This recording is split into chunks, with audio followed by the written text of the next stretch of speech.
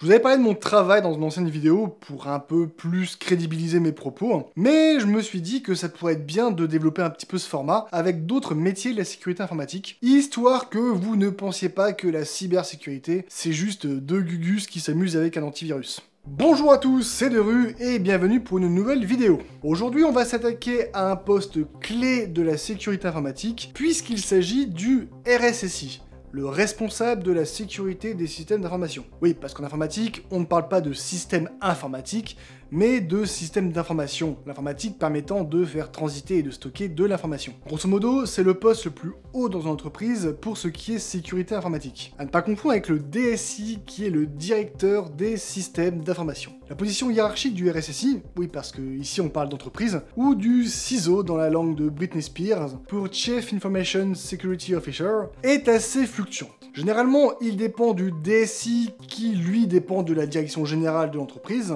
mais il peut également être le DSI avec la double casquette comme Sacha quand il veut capturer un Pokémon. Et de plus en plus, il peut même être directement rattaché à la direction générale au même niveau que le DSI. Les tâches et missions d'un RSSI sont multiples et variées, tout dépend de la taille de la structure pour laquelle il travaille, l'infrastructure informatique mise en place, le niveau de confidentialité des données internes, la nécessité d'ouvrir le réseau vers l'extérieur, le nombre de succursales ou de pays où l'entreprise est présente, etc.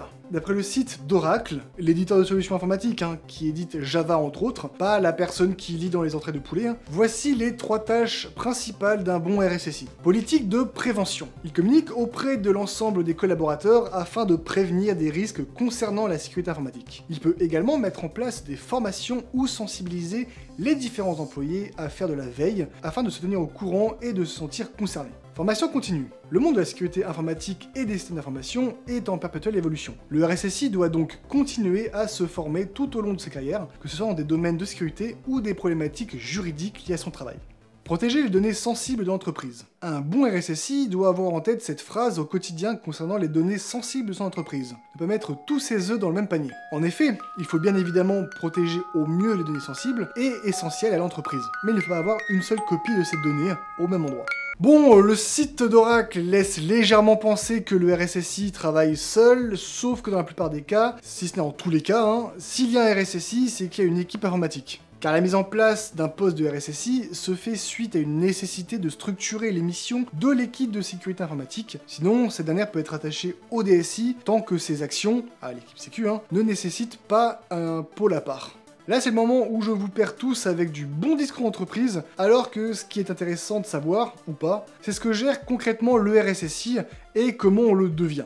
Via son ou ses équipes, le RSSI va avoir la responsabilité de la fiabilité, en termes de sécurité, des équipements utilisés au sein de l'entreprise, que ce soit les équipements réseau, comme les routeurs, les firewalls, les VPN, les NAS, ou les équipements de travail, comme les PC, les serveurs, les logiciels utilisés, etc. Il a également en charge la politique de sécurité de l'entreprise, comme la durée de validité des mots de passe, ainsi que leur complexité, la durée de rétention des mails, les permissions des utilisateurs sur le réseau, les restrictions d'envoi de fichiers internes par mail ou pour les copier sur une clé USB, bien que de nombreux points de la politique de sécurité interne peuvent être rédigés par le DSI ou la direction. Encore une fois, ça dépend des entreprises.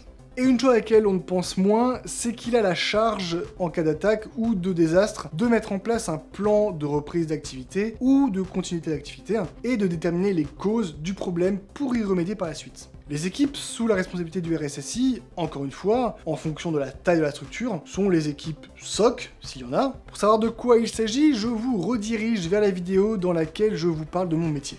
Le CERT,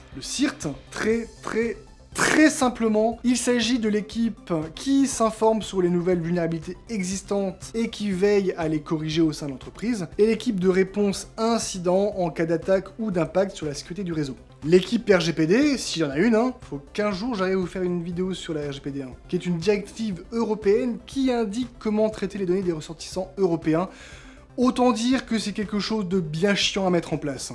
On peut trouver également une équipe d'audit et une équipe de gestion de projet qui veille à ce que les projets mis en place en interne respectent bien les normes de sécurité informatique de l'entreprise. Ça commence à faire du monde, Les équipes d'un RSSI allant d'une poignée de personnes, moins de 10, à plusieurs dizaines.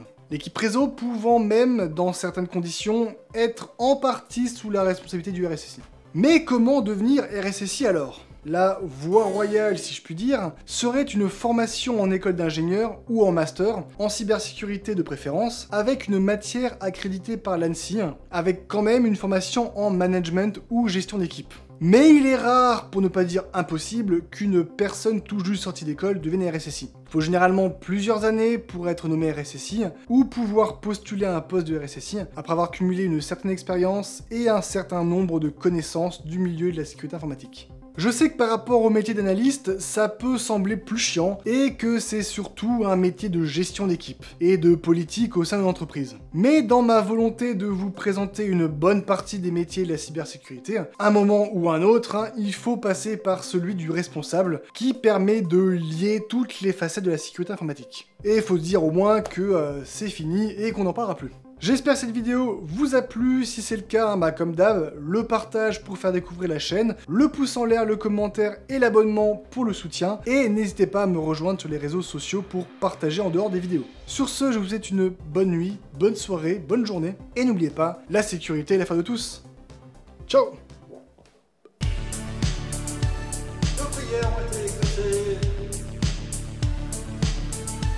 Insérer blague sur Apple ici. Blague sur Apple ici. Bon, c'est bon, ça va, on a compris.